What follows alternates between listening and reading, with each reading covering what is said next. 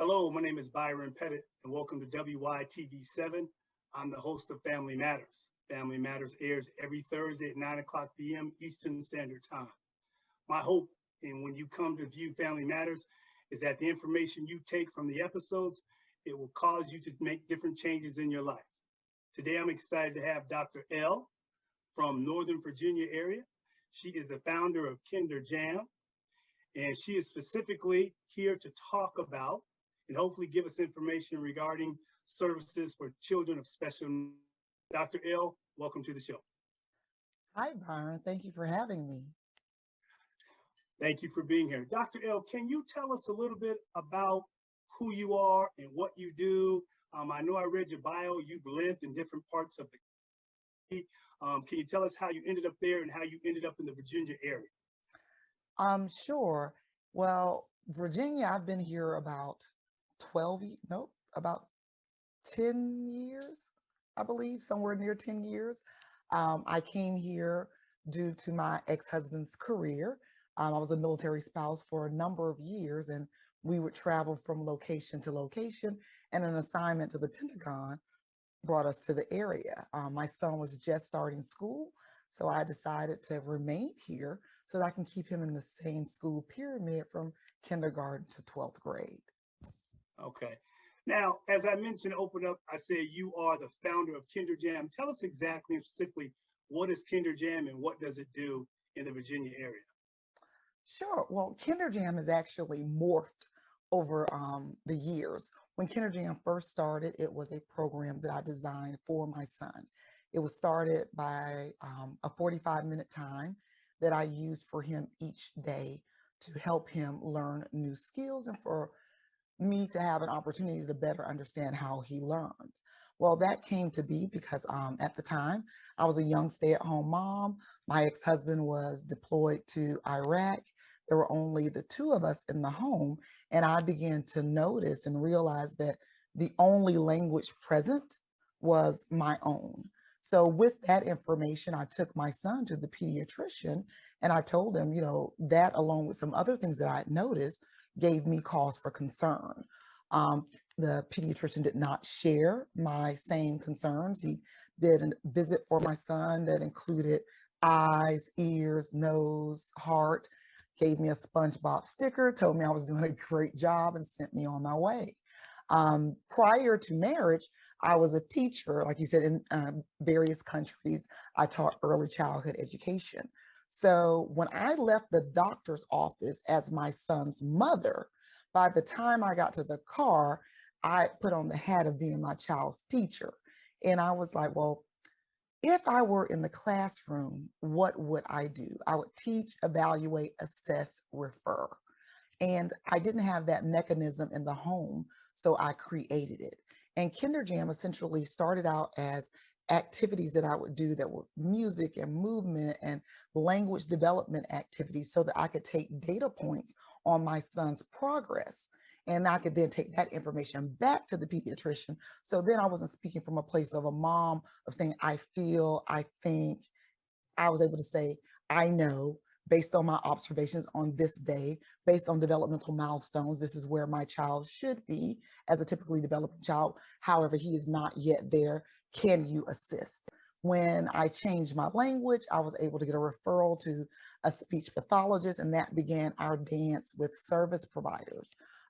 After some years, my son was diagnosed with autism spectrum disorder because I reached out to Stanford University directly so that someone could actually hear my angst as a parent and help me in trying to find what was the best services for my son. After receiving that diagnosis and realizing that the first time I went to a service provider, my son was 17 months old. And when I received the diagnosis, he was 4 years, 5 months. I was like, if I had such a challenge communicating myself to service providers and I have the skill set of an educator, what might parents who have a different skill set experience when they're going through their dance with service providers? So Kinder Jam then became a parent engagement program that I did on military installations, and I was giving parents deliberate practice in working with their children so they can get really comfortable talking about how their children's learn, grow, and develop. Because prior to being a stay-at-home mom. I was a DoD teacher overseas. So I understood that military families really needed to be sound on their understanding of their child's growth and development because they're transient. They move so often. So therefore, they need to be able to communicate their child's needs at each duty station. And from there, Kinder Jam just grew. There were many other women like myself who were professional women who were at home because they had young children and they were married to service members. And they said, if you package it up, we would love to teach Kinder Jam at the next location. And from there, we grew to serve 16 countries and 11 states, mostly in State Department communities and military installations. And we help families have deliberate practice in working with their children. And then as my son grew, my position in Kinder Jam went from teaching classes to more of teaching teachers. Wow, amazing. Yeah, that's really interesting because I'm sitting here thinking how many parents out there today do not know how to advocate for their child the way you did. Like you said, you wore two hats as a stay-at-home mom and as an educator. What about all those individuals we know that are just stay-at-home parents and don't know anything about how to advocate for their child? Talk about that from a position when you went and talked with other medical providers. Did you get a lot of pushback, or I because did. you know how to speak the language as an educator, they were receptive to helping you? Well, I had to do a lot of research on my own. And actually, I went and got a master's in early childhood education. I went and got later a PhD in early childhood education so that I could better understand. And every parent shouldn't have to do that in order to be able to communicate to service providers with confidence. So I'm a hip pocket girl. So I read really big books so you don't have to. Yeah. So, what I would say, my communication with those service providers were challenging because autism, one, that was 14 years ago, 15 years ago, 13 years ago. The thinking and the process of thinking was a little different. People were very reluctant to give a diagnosis because no one wanted to be incorrect. And with a neurological disorder, it's not something that you can tell by looking. So in a 15-minute well baby visit, it would be really challenging for a general practitioner to identify the things that a parent might see when they have the opportunity to be with a child throughout the day. And if a parent doesn't have the words necessary to convey immediate meaning to that service provider within that 15-minute well visit, you may miss each other. So that's why I always suggest for parents to go to the cdc.gov. They have a website which gives you developmental milestones from birth all the way to 5 years old to familiarize yourself with the developmental milestones of children. And if your child has not hit milestones as predicted based on typically developing children, to reach out to Child Find, to not go to a pediatrician at all. Reach out to early intervention because there they will pair you with an ally who already speaks the language, because that time is so precious, that birth to 3 to get services, that you really we don't want parents spending that time trying to familiarize themselves with the language. We want to partner them with an ally, a more knowledgeable other who can hold their hand and walk them through that walk to ensure that the child gets their needs met. So for instance, if you were to be paired with Child Find, they're going to come out to your house, or they're going to come to your child's daycare or your child's preschool, and they're going to observe your child in their real life setting. And then they're going to confer with you. They're going to ask you what you're seeing, and then they're going to tell you what they're seeing, and they're going to tell you some next steps, like, okay, we're going to try this program, or perhaps you need to speak to a developmental pediatrician, but then you're not in it by yourself. I had to do a lot by myself because this was not information that I knew at the time. Okay, good. You touched on something in regards to what caught me is all of it, the 0 to 3. So even before being born, there is an expectation we have as parents about our child's going to be healthy, they're going to be X, Y, and Z. And when reality hits in for some of us different than others, we're hit with a blow. Some of us may question God, some of us may be angry at our partners. Can you talk a little bit about that, what that was like for you and your husband at the time when you got the Oh, information? most certainly. Well, what you're referring to, we actually look at it through two lenses. The first lens would be stages of grief, and the second lens would be levels of awareness. And I'll explain what each are. Um, when you think about stages of grief, we're familiar with that as it relates to death. But grief is really the loss of something. And we have stages that we go through when we're adjusting to loss. Now, when you think about having a child with a disability, you have not lost a child. However, you talk about the fact that we have thoughts about our children before they're born. So before your child is born, you have made an entire life for this child. They're going to play football, what college they're going to go to. You even thought about when you're going to retire based on when they finish college or get a trade or what have you, and you're off the clock. Whereas when you have a child that has a disability, there's a time when your brain has to recalibrate from the gift that you have versus the gift that you thought you would have. And in that, you have the stages of grief. And sometimes when I'm working with families, I ask them, like, when did you name your child? And many people will say they named their child prior to birth. And they named their children prior to birth because that was a very real individual to them, even though they've not yet met the child. But along with that very real individual was a complete life that a parent has formulated in their brain. And then when you're hit with the news that this life mightn't look the way you envisioned it, there is a place for grief. Now, with that, there's also what we call the levels of awareness. And levels of awareness is essentially what you know and when you know it. You first start off, if you've not had an introduction to a child with disability prior to parenting a child with disability, the first stage of the level of awareness is an ostrich stage. That means you just don't know. So a lot of times people are looking at parents with children with disabilities and say, oh, they're not doing X, Y, and Z, or they're in denial. It's just a lack of knowledge, a lack of understanding. You don't know what you don't know. The next stage is what we call special designation. That's when you've had this aha moment. You're like, okay, either someone's told you or you've seen something. You're like, okay, something's going on with my child. Let me seek out someone to help. And that's what we want to get you with high quality individuals like we find in early intervention. Then the next level is what we call normalization. And from the outside looking in, that could look like denial, or it could look like backsliding, but essentially it's where parents seek to marginalize or minimize the gap between their child and what typically developing children are able to do. So it might be an older or younger sibling, it might be a classmate, but as service providers, we want to be very delicate at that stage, because at that stage, while the parent may be seeking to minimize the gap, it's also a place where a parent can develop hope. So we don't ever want to quelch hope. And the last stage of our levels of awareness is what we call self-actualization. And that's when a parent is like, okay, it is what it is. And whatever I need to do, however I need to do it to get my baby the things that they need to be successful, I'm going to do it. Now, when we think about marriage, and you ask a question about myself and my ex-husband, when you're looking at two people, just because they're in a relationship together does not mean that they're at the same stage of grief and the same level of awareness.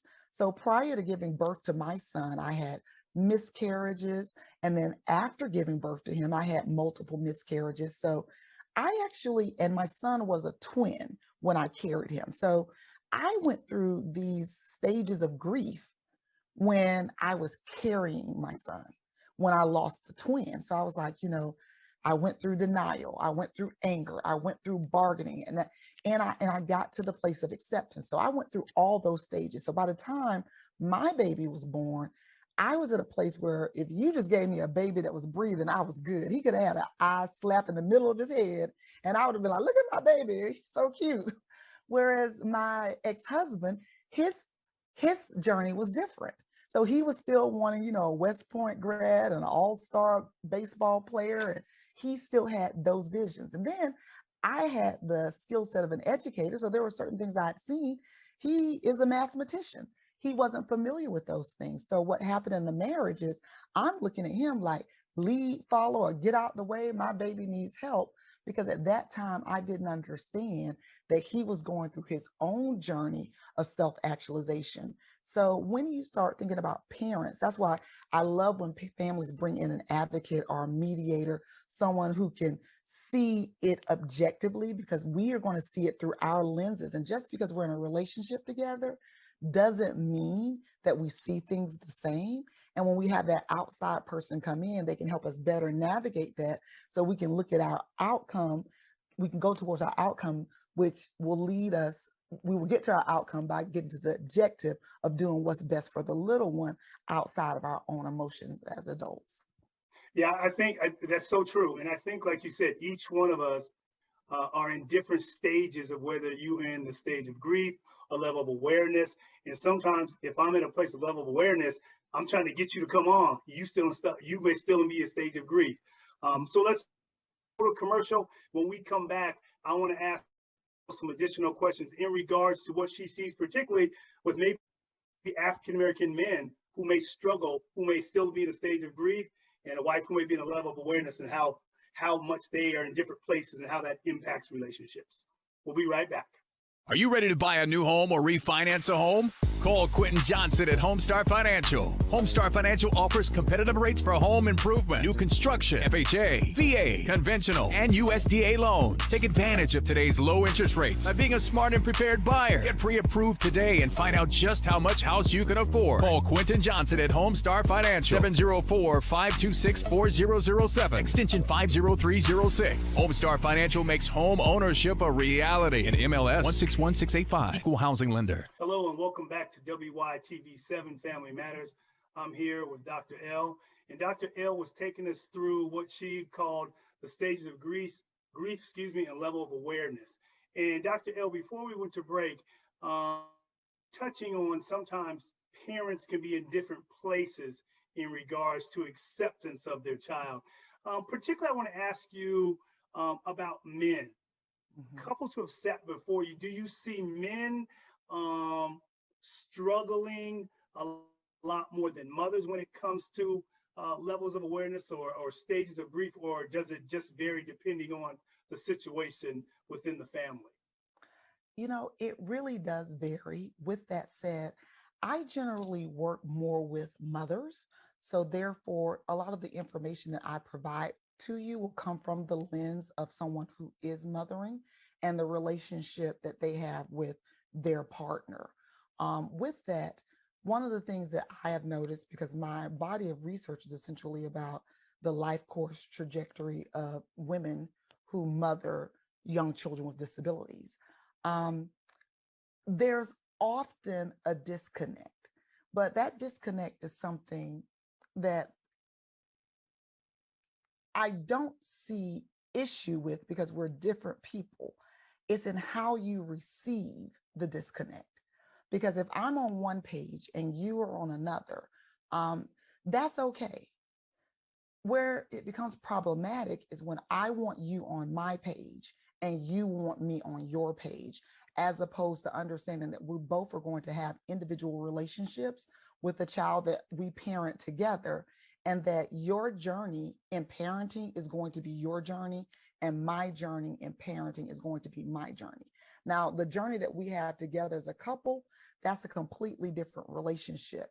So if we start to think about parenting as a relationship rather than a responsibility, then we can say, okay, how do you relate to a cousin might be different than another cousin relates to that same cousin. So if we start looking at that child as an individual and mom as an individual and dad or whomever the other loved one is as an individual, and say, how is this individual able to connect with this child right now, and give honor to that? I didn't do that. When I was young and I had a little one, I wanted my ex-husband to do things the way I felt they should be done because I felt I was working with more information. What I didn't understand at the time, it was necessary for him to have buy-in. Now, we don't want his stage of grief or his level of awareness to impede my growth. I also don't want my stage of grief and my level of awareness to require him to accelerate his growth. Does that make sense? Yes. So it's one of those things like, okay, what does the father give the child needs. Focus on that and let them build a relationship, and their relationship will grow from there. I will contextualize this with a story. This is a very odd thing to say, but it really is the God's honest truth. Our divorce was the best thing that ever happened for their relationship, for the relationship between my ex-husband and my son, because I was then removed as the gatekeeper, and they had the opportunity to grow into their own relationship. One weekend that he was with his father, my son, who is on the autism spectrum, has an attachment to inanimate objects. That is a characteristic of autism. And those objects change through time. At this particular time, it was an Elsa and Anna doll. Now, based on my ex-husband's belief system, Elsa and Anna doll mightn't be an appropriate toy for his son. However, one day my son came back from a visit and he had 2 full-size Elsa and Anna dolls. And I said, well, Ricky, where did you get the dolls? And he said, Dad bought them for me. And then he goes on to tell me a story of how he misplaced the dolls. He couldn't find the dolls. He was crying. And his father went to Toys R Us and bought him not 1, but 2 dolls to replace the dolls that he lost. At that point, I knew with absolute certainty that they would be okay, because my ex-husband was able to abandon or maybe modify his belief system so that he could meet this individual with whom he was in a relationship, our son, to make sure his needs were met. And that's where you have that relationship, that give and take. So when it comes to fathers building that relationship with their child, sometimes it requires that the other caregiver, the one who may be the primary caregiver, to give space for that development to be authentically that parent and that child, as opposed to imposing your beliefs on the parent. Yeah, that's a great point. And the work that I see as well is you think about how we were raised before we became parents. Mm-hmm. So all of a sudden now, me as a man, I was raised and conditioned not only by my father, but what society has told me I'm supposed to be, what society has told me I should be doing. So then all of a sudden, the expectation I had of my child is not going to turn out the way that I think it should be. Mm-hmm. So all of a sudden, now you have a mother with a maternal instinct, like, look, okay, this is our reality. Mm-hmm. We need to move forward and get going. Where I'm still, as you said, stuck on another page in the book. The mm-hmm. question or the issue sometimes that I see sometimes is we forget what's important is the child is suffering mm-hmm. while we as parents trying to figure out what we need to do and what we need to do for him more particular. Yeah, that's a great point. But I think, like you said, a lot of times I've seen where some folks are better separate than together mm-hmm. because when they're separate, the child is getting their needs met individually the best way that parent knows how to do it. Mm-hmm. Because when it comes to grief, I can't tell you when to get over it or how to get over it. You're going to get over it at your state and in your process. I just got to be patient enough to understand how that takes place. And at the time, I didn't even realize that I had gone through the stages of grief, and he was going through the stages of grief. I wasn't working with this knowledge. And that's why now it's so imperative for people to understand that each parent is having their own separate journey, even though they may be in a relationship together. And I think that information could probably save some marriages. Yes. What I want to do, I want to spend the remaining time that we have is you advocate, like you said, you advocated for your son. You're an advocate now for mothers in regards to needing services. Talk to us from a practical standpoint for all folks around the country, those who don't obviously live in Virginia, don't live in North Carolina. How would they advocate for themselves if they have a child, as I'm going to use the terminology, special needs? What do they do? Okay. They first go to the teacher, the school district. What do they do to advocate to get the needs that they need for their child? Well, when you have a child with disabilities or a child whom you suspect has disability, it depends on where they are in their ages and stages of development. Now, if you're noticing this at with a child who's not yet started school, there's a completely different path you would take. For instance, and I think in a lot of ways it's easier when you identify a child earlier and you get a medical diagnosis, because that means you walk into the school with documentation, and then the school then seeks to meet the needs of the child, and those needs have already been established. Because of that, I encourage parents to watch their children very early on. So when I talked about the CDC.gov and the Developmental Milestones website, that's a free website, and they will send you a free book with all of the things that children typically do at various ages. So with that, I would look to see what my child is doing and when, and I would seek to align myself with one early intervention, and that's birth to 3. Then if it's after 3 years old and you've left the window of early intervention, I would still seek to go to a specialist, a developmental pediatrician. If you have someone who has a physical disability, one of the differences with a physical disability as opposed to a neurological disability, that's something that you don't get as much pushback, because someone can look at it and see exactly what's going on, as opposed to when something is within a child's brain. If you are within the school system and you have a child that has already been diagnosed, then you're going to work with the special education team to make sure your child's IEP reflects the things that they need. If you have a child who is not yet identified with a disability, you're going to reach out to not the special education team first, but I would go to the schools first. Stop always school teacher. Let your school teacher know what's going on, because you want to keep her in the loop, because she sees your child every day. You're going to tell her or him the concerns you have. And there's a mechanism within the school where they can then reach out to a committee who will then evaluate your child, and you can move forward from there. Now, as a parent, you always have right that if you're not being heard, that you can then go to the next step. So you may want to, if you're not being heard, you may want to reach out directly to the school social worker. From there, you may want to reach out directly to the school psychologist.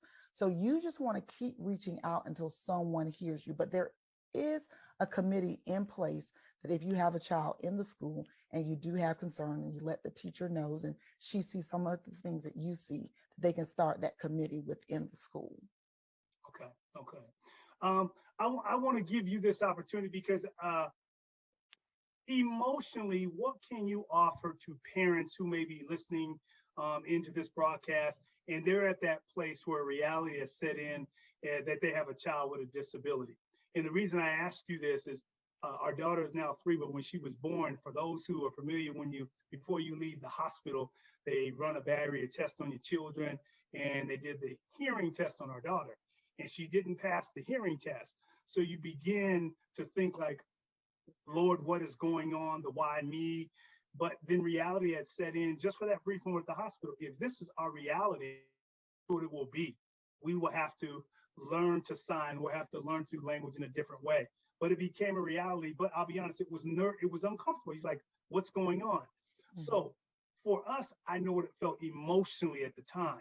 But what can you offer up to parents who may be listening in? Is like, yeah, what Dr. Ella is saying is, we are at this place now that we are emotionally a wreck and we don't know what to do. What words of encouragement and support can you give to folks just to help them that it's going to be okay? Well, for one, that would have to come from my lens as a mother, not a practitioner or a researcher. And one of the things that I say, and I say it consistently, give yourself grace. Because one of the things that when we think we must be all things to all people, and there are certain things that you're just not going to know and understand immediately. So give yourself grace to not know and not understand, and seek to build a village. Now, I know people say all the time, it takes a village to raise a child, but if you have a child with disabilities, that village becomes your lifeline. That becomes the entity that holds you up when you are feeling a little drained, a little heavy, because parenting in itself, it comes with its challenges. When you are parenting a child with disabilities, it comes with hidden responsibilities. And one of the things that has helped me is establishing relationships with people who do things better than I do in various areas. So you don't have to be it. You don't have to be everything. Even I would even caution you against trying to be super mom or super dad, because you need to preserve your energy, because it's a marathon.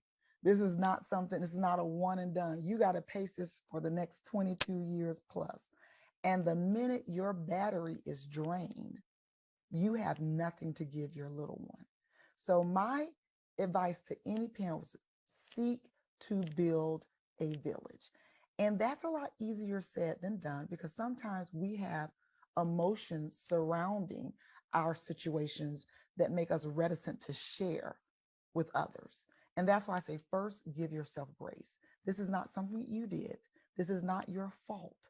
This is the life that you have been chosen to live. So that means that you have all the skills, tools, and all of the resources you need to get it done. You just may not know them yet.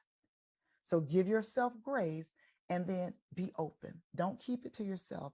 Talk to people, reach out to people, because I say these things like spare keys.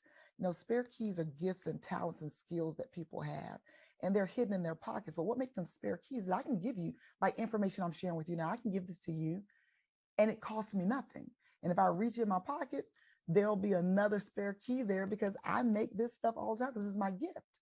So you may be standing next to a person who has a spare key to a door that you need opening, that can freely give you that, but because you've not asked, because you've not shared, they're holding a key to make your life easier, and you never receive it. So give yourself grace and don't try to do it on your own. Thank you. Thank you. I like that. I like the grace. I like the village. Surround yourself with folks who can walk with you on this journey. Dr. L, I know people can't get a hold of you during the day, but if people want to get a hold of you, how do they do that? Is there an email, a phone number, a website? How do people reach out to you? Most certainly. Well, my email address is lbrown@kinderjam.com, and that's ELBROWN @kinderjam, KINDERJAM.com. But I'm also available through my website. You can go right on there and you can contact me. And as you found, I'm available on social media as well. So I'm not hard to find. Okay. Okay. Well, thank you. Thank you very much for taking the time to spend time with me. I pray that God continues to bless the work that you do.